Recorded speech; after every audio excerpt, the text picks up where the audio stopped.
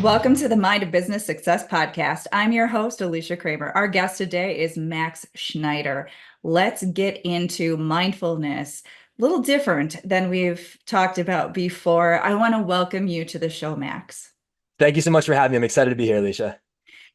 Now, I've talked about mindfulness on this show before, but from a very different perspective. Now, there's going to be some crossover. Mindfulness is mindfulness, right? But I would love to share with our listeners what your business is so they get a little taste of where we're coming from as we get into this discussion. And I think people are going to appreciate and look forward to what we're going to talk about today. Yeah, so the business that I run is focused on hosting and curating extraordinary mindfulness retreats for high achieving professionals. So we do that down in Nosara, Costa Rica, where we have incredible local partners who teach everything from breath work to meditation to different forms of yoga, to painting classes, and we stay at beautiful villas. We have private chefs. We take care of absolutely every detail for guests so that they can show up and have an opportunity to just slow down and focus on themselves, because that's something that we rarely get to do back home. So we do that for individuals, and then we also curate offsites for executive and intact teams that are 100% focused on mindfulness as well. Okay, so sounds like someplace we all want to go, like right now. uh, how did this come about?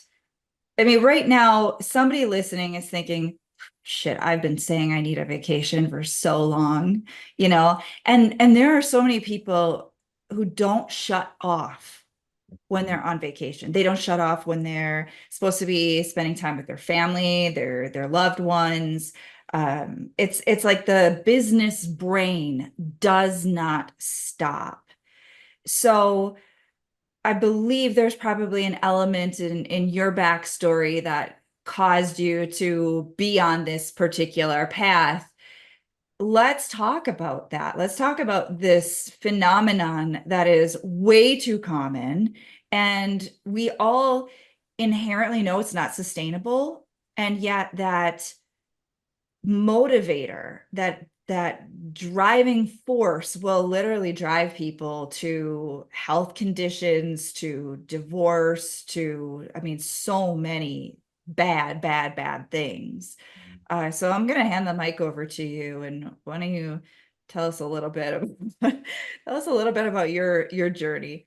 Yeah, I don't think it's one that's very unique, because we're conditioned from the time that we're in school, to push, to always achieve more, to continue finding that next thing, and never to be focused on what we're doing right now. But when you're in third grade, it's all about preparing for fourth grade. When you're in eighth grade, it's about preparing for high school preparing for college you're preparing for your job, and you just like this cycle continues and continues, and you're always competing with other people. You're competing with yourself. You're pushing so hard. And I was certainly very caught up in that. And when I graduated undergrad, had an opportunity to take a role with a consulting firm where I spent about 10 years doing some amazing work, getting to travel like 200,000 miles a year all over the world on some really cool projects with some amazing clients and learning a lot.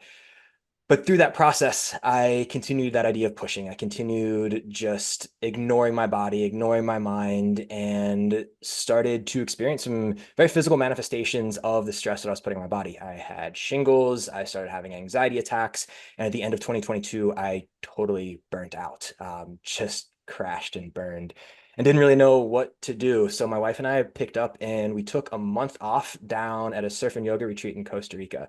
Latin America is a place I've always been drawn to. I've been down there like over 50, 60 times in my life for different reasons. And just love the pace and just a little bit of the slower mindset that exists down there. And that month off was the longest period of time that I had ever taken off. If you had told me that it was possible to take a month off prior to that, I said absolutely not. Probably should have done that more proactively rather than retroactively to address what was going on. But that month off was absolutely incredible. The first night we were there, I actually dreamt that I quit my job. The second night we were there, I dreamt that I quit. The third night we were there, I dreamt that I quit. And I looked at my wife the next morning and said, I don't know what I'm going to do next, but I know that I can't do this any longer. I need to quit. She said, okay, great. We'll figure this out. And then as that month went on, I felt my brain starting to untangle a little bit and started to feel joy again in ways I hadn't in so long. And what I knew is that my experience isn't unique. We all have these ebbs and flows to our career, to our lives, where sometimes we feel more connected with ourselves, and other times we feel very disconnected. And a lot of times it's because we're pushing or not paying attention to ourselves. So I wanted to create a space where other people who know that push, like you kind of described, that I think a lot of us have and a lot of you listeners have, can actually slow down and focus on themselves and tune into what they need as human beings. So that's what I set out to do. So we've run 11 retreats over the last 24 months down in Osara. We've run a number of corporate events now in domestically and in Costa Rica. And yeah, we're just helping people who we generally, like I said, from a conditioning perspective, we're told that we're not supposed to rest. We're told we're not supposed to slow down. We want to, that's a really important piece to sustainable success, however you define that in your life. And I wanted to give people that space to be able to slow down and just connect with themselves in a very protected environment. Let's go deeper on that. I would love to shift some limiting beliefs for people around, let's put it this way. We all have that story why we can't do something that intuitively we know we're drawn to do. And I mean, it's true for all different types of people. Moms do it, right? Dads do it. Business people definitely do it, right? I don't have time. I have to be doing this and this and this to keep my business afloat. I can't leave because, everything will fall apart. Like everybody's got these stories and these excuses for why they can't or they shouldn't, or it's a terrible idea. But when we look at the real return on investment, the investment in ourself, our health, our well-being, I mean, let's face it, we're not going to be as efficient. We're not going to be as creative when we're burnt out. We're not very pleasant people when we're burnt out. It does not help. It really just does not. And we have to dispel some of those misconceptions about what productivity actually means.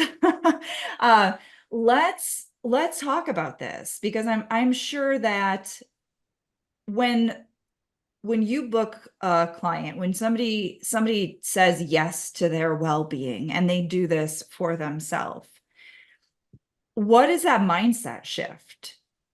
Like, what does someone have to understand about the value of taking care of themselves to be a better leader, to be a better business owner, to be more successful in their business? The first thing that we need to shift is the time horizon that we assess productivity against. So if I'm sitting here saying, I can't afford to take a week or 2 weeks off because I have this project to do, or my team isn't going to be able to survive without me, which a lot of times we know is like a story that we just tell ourselves. The team will be just fine. But if we extend that time horizon, we're saying, oh my gosh, I have so much I'm doing over the course of this month. I'm not going to be able to get the proper amount of work done. I'm not going to be as productive as I need to be. Instead, what if you extend that horizon by like 3 months or 6 months? And you're looking at your workload over the course of that time, or even the entire year, and saying, okay, if I take a week off here, 2 weeks off at this time, that actually allows me to recharge my batteries. And over the course of those 3 months, or the course of those 6 months, I'm going to get a lot more done than if I had just pushed through and worked for the week or two that I would otherwise take off. It's a difference of playing chess versus checkers. You're sitting there playing checkers if you're telling yourself, well, I have these things that I have to get done over the course of this month, and like that's why I can't take the time off. But if you start expanding that time horizon, all of a sudden, like you can start to play chess instead. And you'll actually increase from a like work output perspective. You can increase that with the proper amount of rest. The way that I like to analogize of what happens when you do take that week off, or those 2 weeks off, and do it in an intentional way. It's not like go to Cancun, do an all-inclusive drink on the beach, and then come home and you just feel absolutely depleted and going back into work. But if you take actual thoughtful, intentional rest, what we're doing is we're eliminating the amount of inputs that come into our brain, because all day, every day. We're inundated with inputs, whether that's push notifications on our phone, the emails, the texts, watching news, listening to podcasts, driving down the street, all of these things you can think of like throwing kind of rocks into the pond of your mind. And we're continuing to throw rocks in every day. It kicks up water. It's just like a messy, messy place, hitting the bottom, kicking up muck, and you can't see anything. But when we slow down and we stop throwing those rocks in the water, we reduce the amount of inputs into our day to day. All of a sudden, that water starts to settle and our mind becomes much smoother. You can see the reflections off the water. And then, after a little bit of time, you can start to see down into the water. You start to see the contours of the pond. You see the logs that are there and all of the unique kind of aspects of your mind, the thoughts and emotions that otherwise we're not in tune with when we're back home constantly throwing these inputs in. So that time off is a massive unlock for people to be able to just tune into themselves and see what's there in a different way, so that when you go back, and to your point of like this actually kind of being an advantage of taking some rest, when you go back, you have that clarity, you have that rest, and you've have rebuilt that tank of resilience. It's so important for entrepreneurs to have. Before we hit the record button, you and I were talking about that interesting dynamic that some of us experience, some of us who are, we're wired to be entrepreneurial. We're driven. It's, for someone who has a vision, they have a really clear purpose. They are incredibly motivated to achieve their goals, their dreams, to make that a reality. And there's obviously some people who are still of that classic, mindset where it's all about, the physical, the hustle, the grind, the achievement of material success, you'd say. There's this new, it's not new because there's always been leaders who are a little bit more conscious, a little bit more heart-centered, business owners, but we're seeing it more. We're seeing a lot more people saying, I want to be a better version of myself, for my family, for my employees, for my clients, for my customers. And that's where we're seeing mindfulness becoming, a more integrated part of life and of business. So I want to speak to this a little bit because I know that a lot of my listeners fall into that category where there is a balance. They're not necessarily the cliche spiritual business owner who is just sort of, meditating and manifesting, and, some clients, come in, and they say, oh, it's because of my, my crystals or whatever, right? Some of Yeah. us, we still dabble in certain, things. Like I meditate every single day. I'm highly invested in my personal growth. I'm very woo-woo when it comes to classic, science of the mind. And I've got my master's degree in metaphysical science. I mean, how much more woo-woo can you get than that, right? But there's some of us that still have that real like drive, that entrepreneurial spirit, that let's get shit done. I've got a vision. Let's make this world a better place. This is bigger than just me, helping, a couple people and stuff like that. And so I'd like to speak to that from your perspective. We're all kind of, in that same classification, and maybe some of your own mindset shifts, like how to strike that balance, if ever there is such a thing, right? We're not talking an equal balance. When people get all bent out of shape, they're like, there's no fucking balance in business. That's just a myth. Well, everybody's balance is different, right? And so let's just, throw that out there right now. But in terms of finding your right balance between mindfulness and taking care of yourself and your you could say your spiritual practices, or whatever you want to call it, and being a driven business owner with goals and objectives, and you want to grow and you want to create something that is really impactful in a positive way to people. Any tips or thoughts on that based on your own personal journey? Yeah, so I'll start by just defining mindfulness so that if there are any listeners who aren't really familiar with the concept or maybe feels a little vague, mindfulness is simply the ability to exist in the present moment absent any judgment. It's one of the most challenging things to do, but it's also one of the most, like, the simplest things to do. What I have found, and what I think a lot of other practitioners and people who practice mindfulness in their own realm have found, is that mindfulness actually helps you sharpen your edge of being an entrepreneur. It is, when you talk about the ability to be in the present moment absent any judgment, it creates an ability to observe the things that are happening within you from your internal experience with your thoughts, your emotions, your sensations, your ability to observe your external experience and understand where you can place your attention in your external environment has a massive impact on the way that you experience it. And then also from the way that you experience and understand life, and the ability to look at different things that are happening around you in your life and these events and say, okay, maybe this kind of seems like it sucks or it's a little shitty here, but there are ways that this is happening for me, and how might I be able to explore those? So when you start building this mindfulness practice and the ability to observe and the ability to look at things a bit more objectively, we can quiet the mind and we can understand the things that are going on around us to be able to make more sound decisions as entrepreneurs rather than just reacting. Mindfulness allows us to be able to observe and then thoughtfully respond. So that practice itself is, you can look at it and say like, oh yeah, it's like a woo-woo thing, or you're slowing down. Like, I have to be working, I have to be pushing. Um, if it's for you, if it's about the idea of like output in your work realm, you're going to make more sound decisions. You're going to have more resilience. You're going to better understand everything that's going on around you with a mindfulness practice. For me, that shows up with meditation. I have like my morning meditation as well that I do. I also do a bit of somatic work every morning. I'm certified breathwork facilitator, so I'm very into breathwork.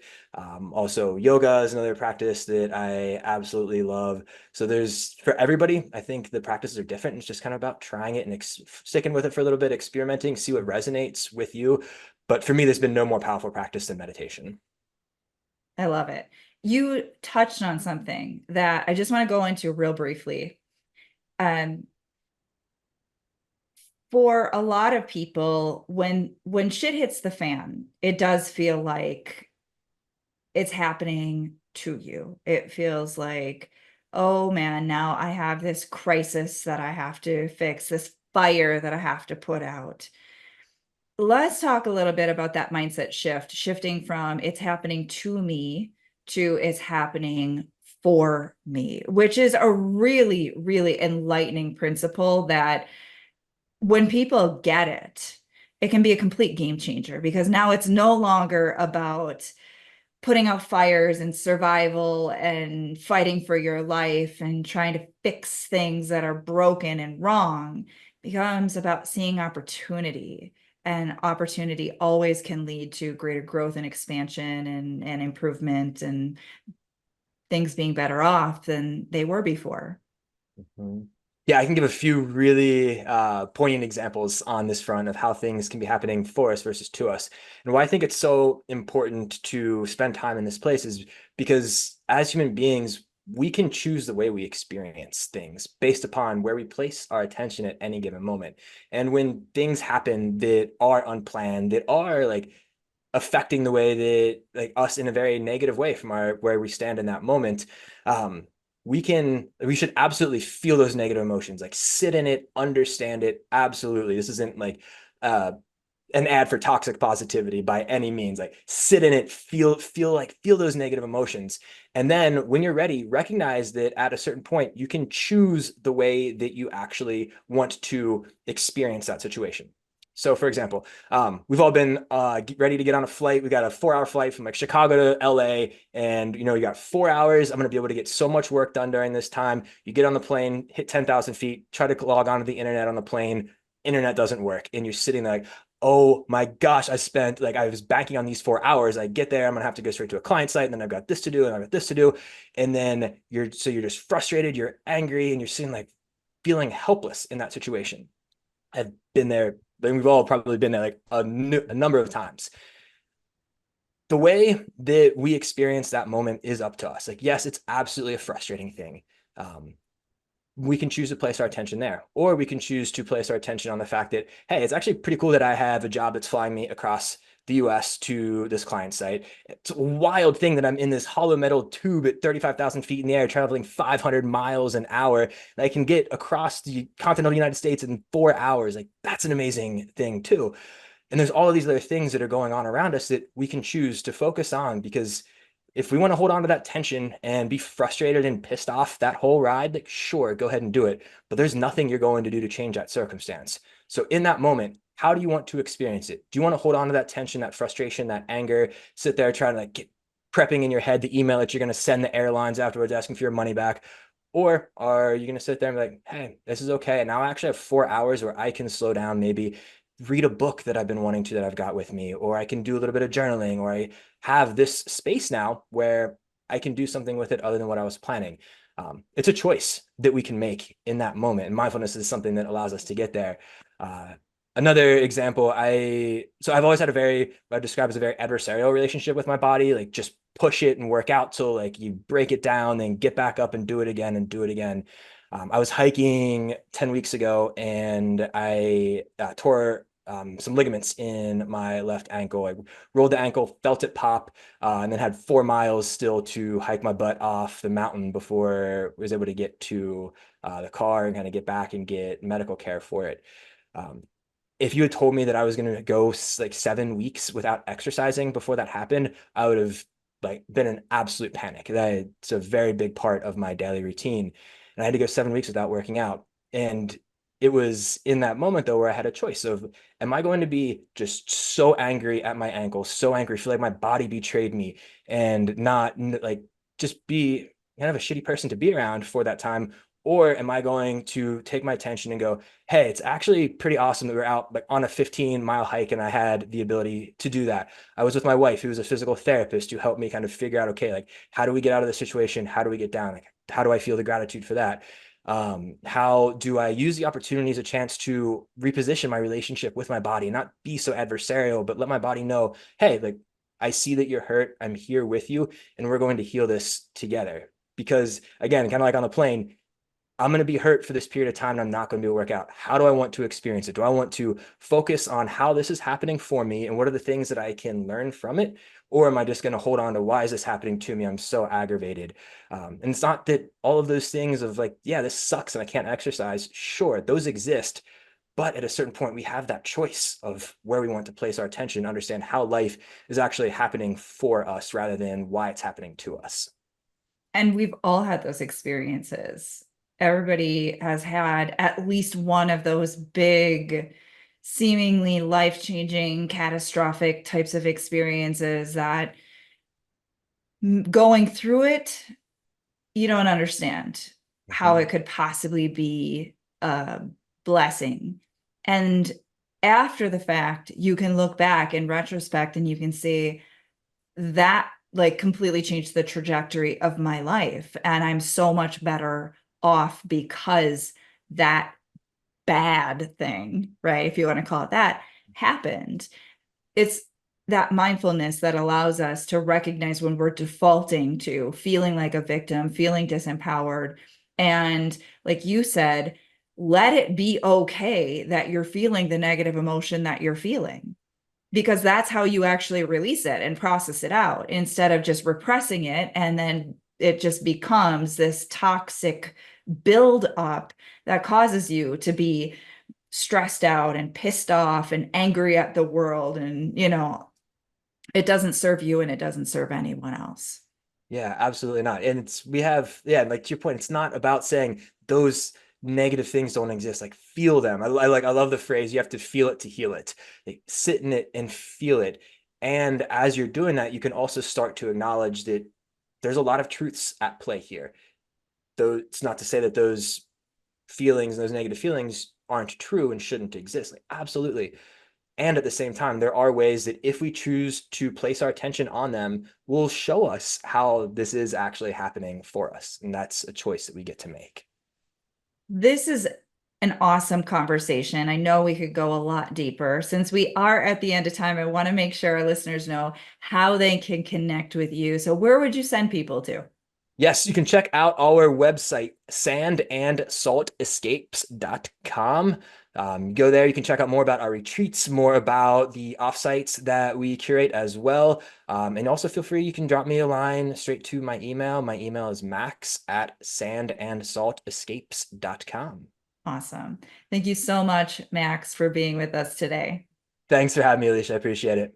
And thank you to all of our listeners. You know we're doing this for you. If you haven't already subscribed, make sure you do so. And until next time, we will see you in the next episode.